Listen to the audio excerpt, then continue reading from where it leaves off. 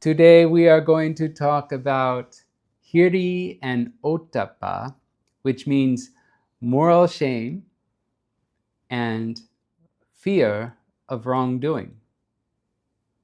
Moral dread, we could say.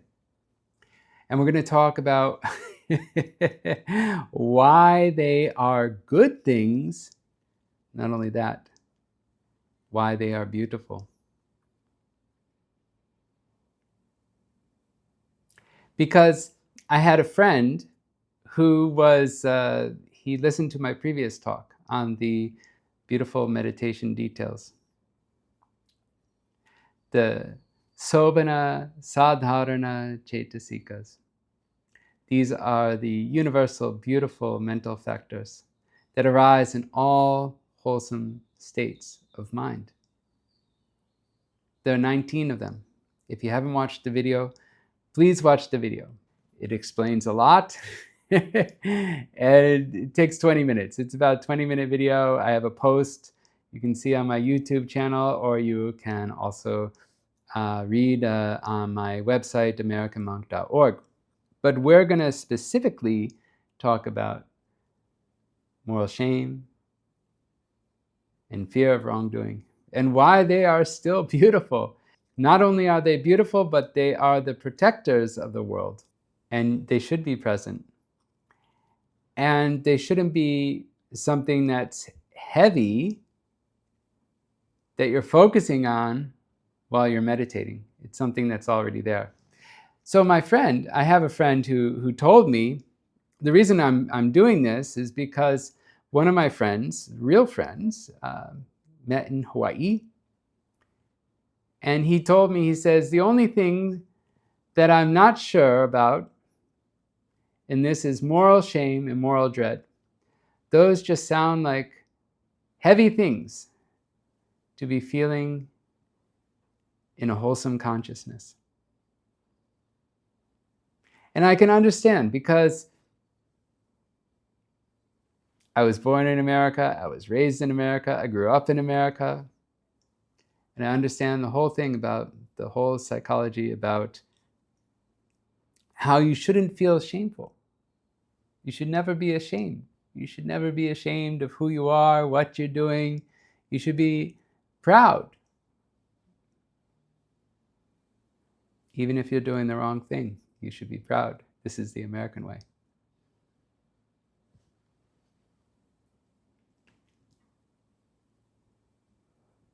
You're a hunter, you should be proud. You shouldn't be ashamed. This is what they tell you. So I talked about the moral shame and fear of wrongdoing. The Sobhana Sadharana Chetasikas, the universal, beautiful mental factors. Sobhana Chetasikas. There's Sadha, Hiri, Ottappa, Aloba, Adosa, and Tatra Majjatata. So these are a few of them. Then there's calmness. There's calmness, there's lightness. There's, workability, wieldiness, proficiency, and uprightness. This is a short list. I'm combining a bunch of them. You can watch the video. And they arise, there are 19 of them. I didn't mention all 19. They arise and pass together in each moment. And when you're focusing on an object, usually many people focus on the breath, they can focus on a color, they can focus on one of the elements, etc. You only focus on, if it's Samata, you only focus on the concept of that object, this mind-made object. We could say the general characteristic of it. That's a whole nother talk about it. But we don't focus on real realities. If the object is to get a calmness of mind, samatha, concentration, jhana.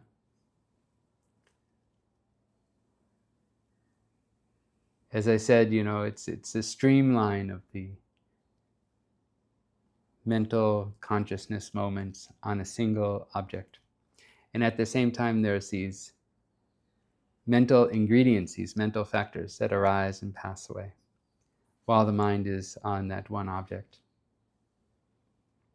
And I gave the example of how the phone has a refresh rate of, let's say, 120 hertz, 120 times per second, and you can have a still circle on your phone, and you can have a video that's, doing things and moving and stuff like that. Yet in both cases, we could say one is calm, and we could say one is busy, right? With the movement, animation, whatever's on your screen. And we say one is busy, one is calm, but really it's the same refresh rate, yeah? So we could say one is streamlined and one is not streamlined. And so we want to focus on that object, and we don't want to focus on the mental factors or the mental ingredients that are arising, passing away, unless we are doing vipassana. We focus on real realities when we're focusing on vipassana, and we're focusing on panyati concepts when we're trying to do Samata concentration, jhana concentration. So this is the main thing, and we also have moral shame and fear of wrongdoing. Let me do the Namo Tassa here. Namo Tassa Bhagavato Arahato Samma Sambuddhase. And so the Buddha, he said, Dve me bhikkhave dhamma sukha katame dve hiri che ottappancha imeko bhikkhave dve dhamma sukhati. That's it. That's the whole sutta. So sometimes the Buddha is very brief. He says, monks, these two things are bright. What two? The sense of shame, the sense and the fear of wrongdoing. These monks are two dhammas. These indeed monks are two dhammas that are bright. And the Buddha has another one. Dve me bhikkhave dhamma sukha lokam palenti katame dve hiri che ottappanche.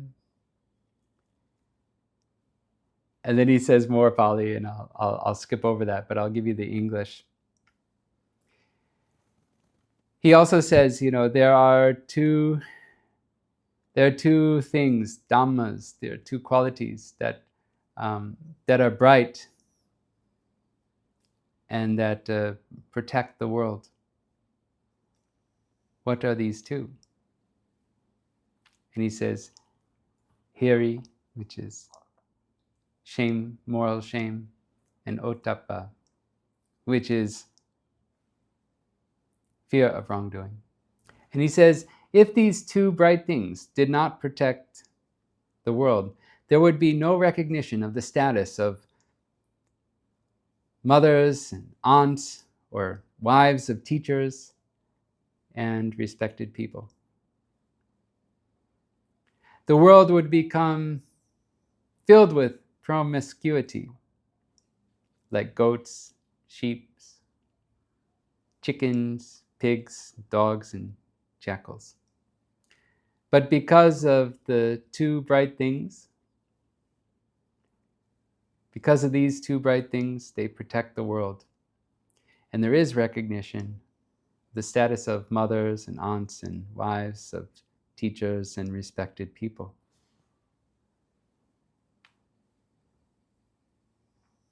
What does brightness mean? So he talks about brightness, and so we have to look at the commentaries.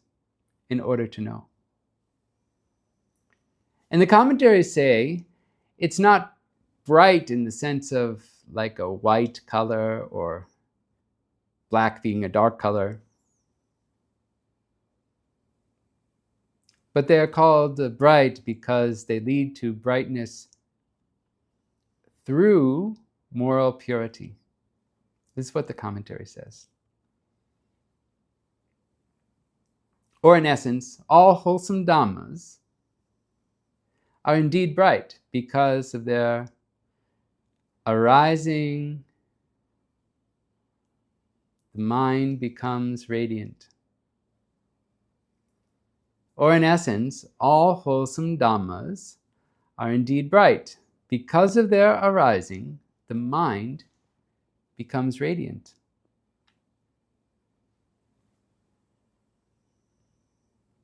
So, so it is like a brightness, but it's not like a color.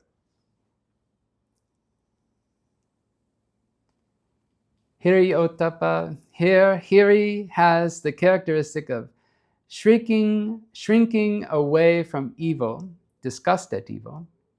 And Ottappa has the characteristic of fearing evil, fearing unwholesome states, fearing unwholesome mind. Whatever needs to be explained in detail here has already been stated in the Visuddhimagga. Thus ends the explanation of the 8th. This is for the 8th sutta, it's the one before. So there's a couple of things. It talks about characteristics, and this is very good to talk about because we have characteristic, function, manifestation, and proximate cause. And when we evaluate the realities based on that, then we can get a better definition. We have characteristic, function, manifestation, and proximate cause. Lakkhana, rasa, pachupattana, and padatthana. And when you go through each of these characteristic, function, manifestation, and proximate cause, then you can get a better idea of what each word or each quality is just a word, right? What each quality, what each cetasika, what each mental factor, what it means. So the characteristic is disgust at evil. Function is not doing evil in the mode of modesty. And the manifestation is the shrinking away from the evil in the mode of modesty. And the proximate cause is respect for oneself. So we have disgust at evil, not doing evil in the mode of modesty, shrinking away from evil in the mode of modesty, and respect for oneself. So you can see the characteristic, function, manifestation, proximate cause. The fear of wrongdoing. Hiri was the previous one, and Ottappa is fear of wrongdoing. The characteristic is dread of evil. The function is not doing evil in the mode of dread. The manifestation as shrinking away from evil in the mode of dread, fearing the results, fearing others, how they feel. And respect for others is the proximate cause. So we have Hiri and Ottappa, sense of shame, moral shame, and fear of wrongdoing. Now, back to the original question. He's saying, that this is too heavy. Why should I be thinking about this while I'm meditating? Well, first of all, you shouldn't be thinking about it. You should only be thinking about the concept of the object that you're looking at, right? The panyati, if you're doing samatha concentration. If you're doing Vipassana meditation, which is also a wholesome mind as well, and you can have a wholesome mind that looks at shame, the quality of shame. This is a vipassana mind because it arises and passes away, and you can pay attention to the arising and passing away of the mental factors, the realities. These are realities. These are paramatta, ultimate realities. Oh, you can do that. You can have a wholesome mind which has Hiri Ottappa that looks at Hiri, that looks at Hiri and Ottappa.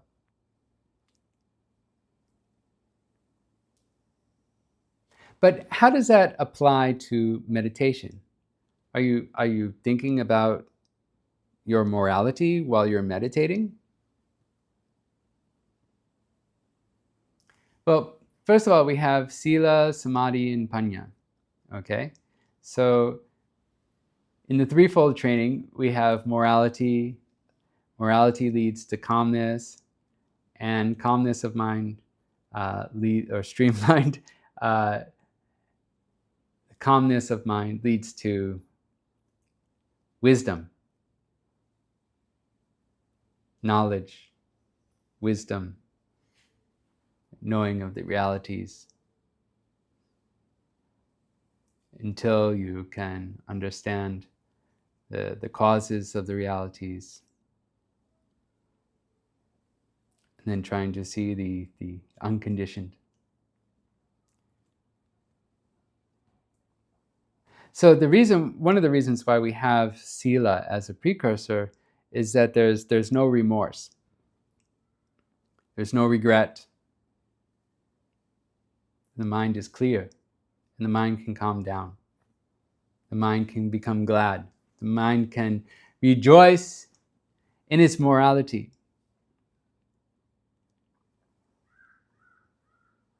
Without morality, without sila, there cannot be samadhi. There cannot be panya. There's another form of meditation called sila anusati, and you can reflect on your own morality, and you can become happy, or you can be sad. But if you've broken morality, you make a determination that you're going to follow it now.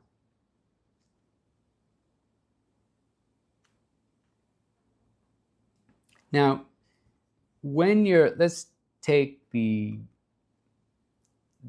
object of samatha concentration, because here we can emphasize the wholesome and the beautiful mind easier.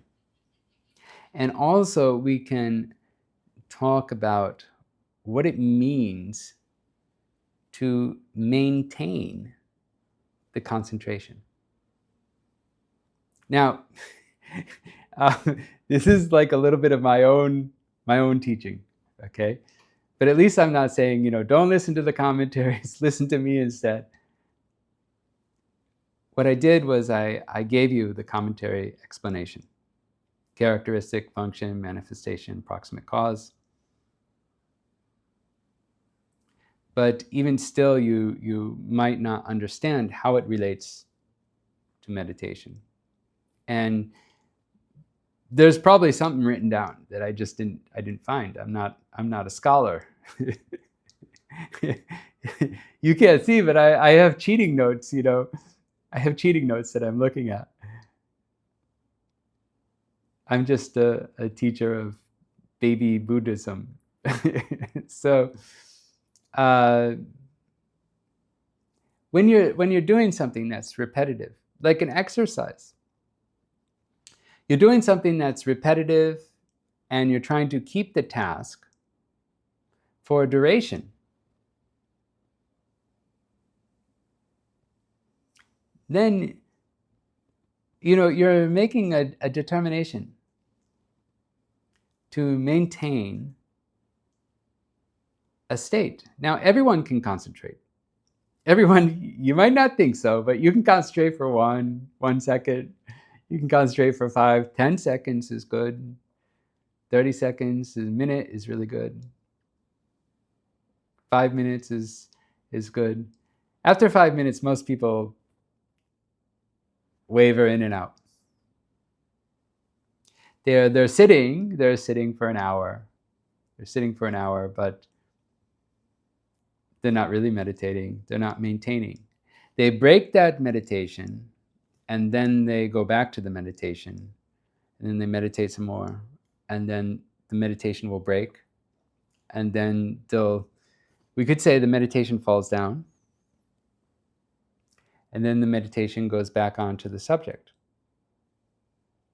And it repeats, if you set a determination to meditate for 1 hour, half hour, or 1 hour, then this is good, and usually this is what happens. But whatever it is, let's just say a minute. Okay, everyone can do this. Okay, I want it to be related to that everyone can relate to. And I always tell people to set a timer. Don't just meditate until you feel like not meditating anymore. You set a timer, and this will help you. Another thing that helps is meditating with a group. But why? Why does this help? Why does this help? Because of Hiri Ottappa. Hiri Ottappa is there, stronger. You meditate in a group, the fear of wrongdoing is stronger. And if you're meditating and you're inside your own mind, we could say that this is moral shame, Hiri and Ottappa. There's many different ways that they can happen. But you want to maintain this wholesome state for yourself and for others. This is something that is arising like billions of times per second. Okay, it's not going to evaluate. Okay, what did I do? What did I do? What did I do wrong? Last, and what did I do right? And so it's not that. We have characteristic, function, manifestation, proximate cause, and they're all there. But it's there momentary. It's there momentary. It arises and passes away. It arises, has like the standing stage, and then passing away. So you know the benefits of meditation. And you don't want that to fall away. You know the benefits of having a wholesome mind. And what's an unwholesome mind? An unwholesome mind are the hindrances that come. So whether it be like, lust or anger, restlessness, doubt, etc. Any unwholesome state pulls you out of your meditation.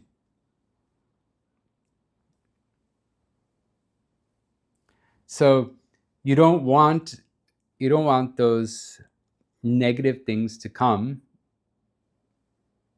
and you're disgusted with them. You want a concentrated mind. You want that beautiful mind. You want it, and when you have it, you don't want to lose it. It's very important to understand that. And so you don't want to lose these positive results that you've attained. And when you focus like this, when you have this mental attitude, this will improve your meditation. If it did, please leave a comment. Hopefully I'm giving something useful to you. Now, let's see. I have a glass of water. I have a bottle of water. Okay, and I'm holding it. Okay, I wanted to have an outstretched arm to show you, but if I do that, it just goes into the camera, and if I raise it up higher, it goes off camera. But I'm holding it with my left hand, And I'm continuing to hold it. How long can I hold it for? My elbow is not supported. How long can I hold this bottle of water for?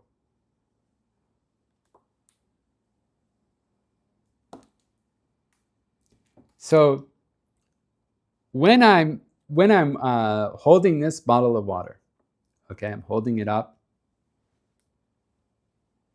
and I am continuously supporting this bottle of water every moment. If I didn't, it would just fall down, right?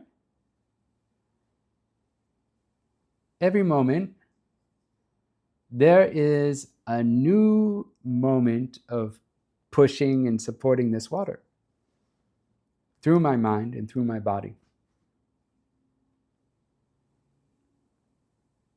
I think you can agree with me on this. Pick up an object. Try to evaluate your mind. What's going on? Now I make a determination. Okay, I'm going to hold this for 5 minutes. I don't know if I could hold it for 5 minutes. Right? I'll probably get tired after 5 minutes. I don't know if I'll make it 5 minutes. Definitely not 10 minutes. There's no way I'm going to hold this for 10 minutes. Concentration is also very difficult. We think something like holding a bottle of water is easy, but after some time it gets difficult. And we can take a rest and then we can start again. But every moment there is a mental process that's going and it's supporting this bottle of water that I'm holding in my hand. And I have a timer. I want to go 5 minutes. And I'm not just going to hold it until I feel like not holding it, because I would have put it down by now, right? You can do this with me. You can see yourself. Grab a bottle of water, grab something that's a kilo.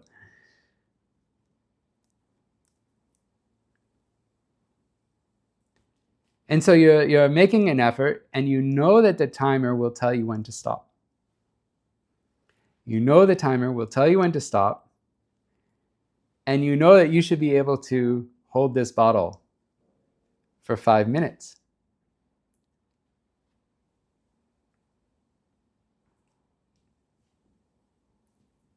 You know you're better than that. And you know you're going to be able to do it.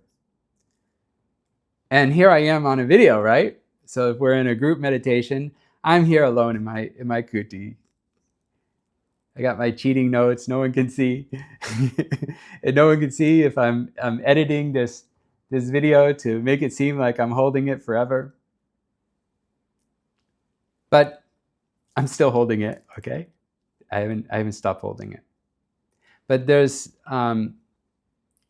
if I'm with other people, then I know that I should be able to hold this water.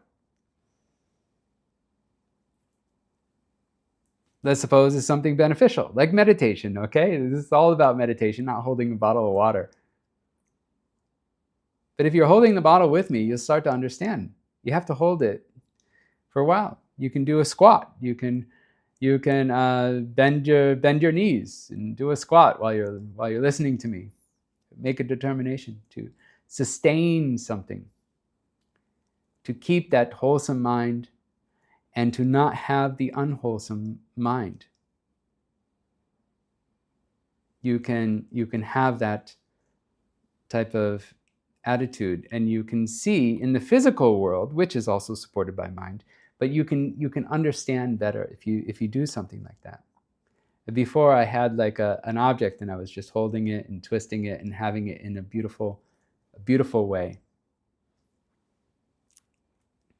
So now I'm getting tired. I just grabbed it, right? See? So I'm gonna put this down. And you can run a race. You can run by yourself, and you can You can run a race, and you'll always get better times if you're with a group of people. And you can be in a meditation center, and you can do a group meditation, and you'll be with you'll be with a bunch of meditation yogis, and you'll be able to maybe meditate better if you're with a group. You'll have that momentum of the group, momentum of the schedule. I made a scheduling application so you can make a self-retreat schedule. I will be making a video on how to do a self-retreat. It's called My Time Schedule. Little, what we call a shameless plug. But it's free. It's a free app, and it's for you.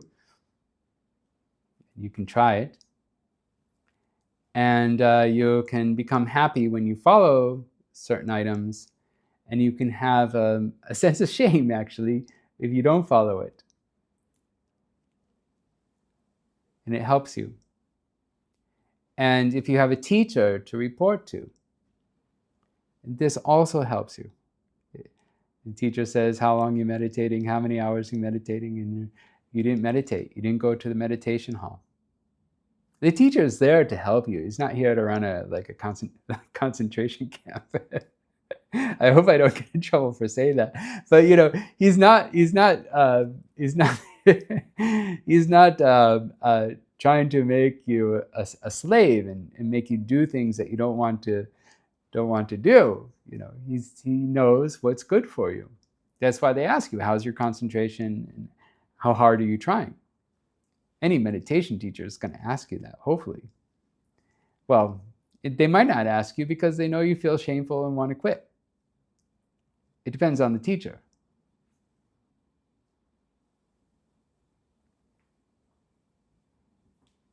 So yeah, the Paul Oxidoji, actually, we used to have public interviews, and probably still do, but now Paul Oxidoji is very old.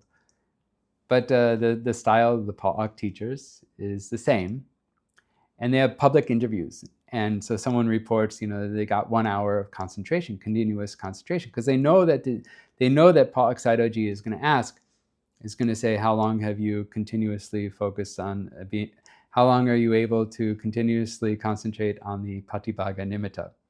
He'll always say like that. His teachings are very simple. You think that he's responding to every single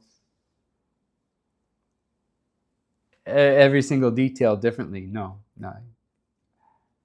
So he'll always ask the same question, and then the yogi will report that they're able to do 1 hour. So first they'll build up to an hour, and then they'll be able to accomplish it, and they'll go, and Sayadaw will ask that question, and they'll be happy. They accomplished what they did, and if they didn't accomplish, they might feel a sense of shame. They might not even go to interview until they're successful. But the teacher wants you to go every day. So the yogi comes, and he can focus continuously on the Patibhaga Nimitta. This is like I don't want to say, but it's like a bright light or something like that. A bright mental object, we could say. And they're able to sustain it and concentrate on it for 1 hour. And they go there, and so Paul Oxidoji, he'll say the same thing. Actually, he won't say anything. You go there, you say that you're able to focus for 1 hour, and Paul Oxidoji doesn't say anything. You go like this, hold 2 fingers in the air, and that means 2 hours. You reported you could get 1 hour, and Sayadaw will just be like this, hold 2 fingers in the air. Then you just go. You go back and you meditate, and then you go back. You accomplish 2 hours, and then Paul Oxidoji he'll hold 3 hours, 3 fingers, and then you go back and you try to get 3 hours. 3 hours is like standard, but it's actually increased now. It's increased, and no matter how many hours you report, Sayadaw will hold that many more fingers. And they've been able to at one meditation center, a lot of yogis are able to get 5, 6, 7 hours. One of my friends, actually, I interviewed him. Another shameless plug. There's a monk who is able to get 24 hours of meditation. Not only that, he was able to go 48 hours. After I interviewed him, he sent me an email message that he was inspired. He decided to try for 48 hours. So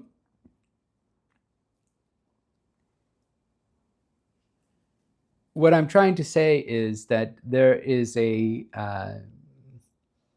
sense of shame when you see the teacher.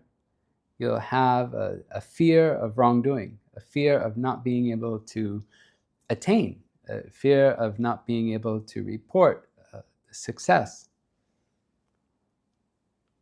And you might even skip the interview. Can you imagine? Today, these days, Sayadaw is very old. And now people are probably saying, I should have gone to interviews while I had such a great teacher.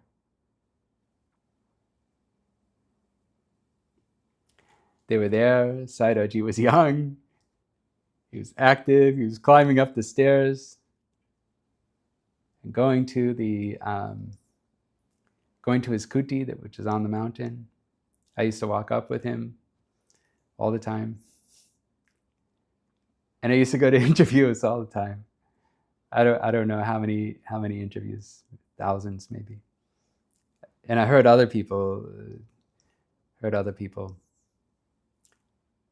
give their interviews. So I don't know how many times, maybe 1,000, maybe 2,000, I don't know. I probably heard like 10,000 interviews, I don't know, because you hear everyone else's interview. And I've heard other teachers as well, all their interviews as well. With all the people who are ahead of you, you get to hear them. And so we have Hiri and Ottappa. We have the sense of shame for yourself and the fear of wrongdoing for other people.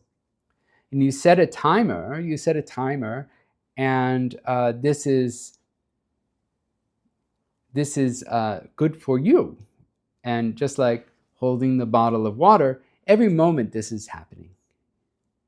You have concentration.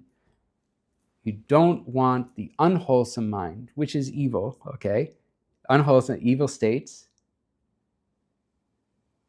You don't want that to enter your mind. You don't want the unwholesome mind to enter your mind.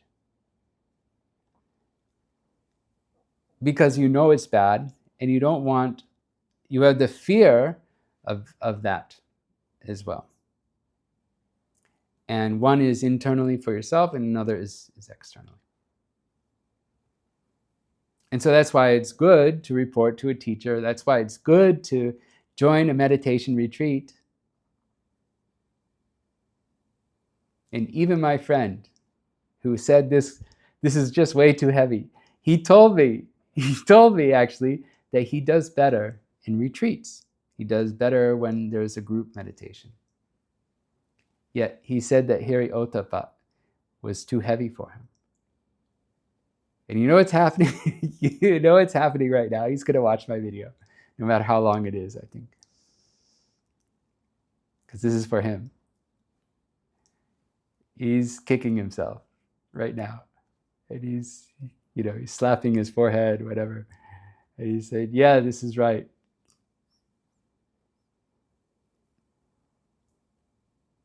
And so that's how just two of the beautiful mental factors help to make your mind beautiful. Today we learned about Hiri Ottappa. Not only are they necessary, but they're part of the 19 mental factors, the Sobhana Cetasikas, the Sobhana Sadharana Jetikas. They are called the protectors of the world, because this is what keeps morality. We need morality in the world. We need it more. But actually, it's been predicted that the morality will fade. They will keep the world safe. They will keep you safe. And that's why I always say, may you reach Nibbana safely and quickly. Sadhu, sadhu, sadhu.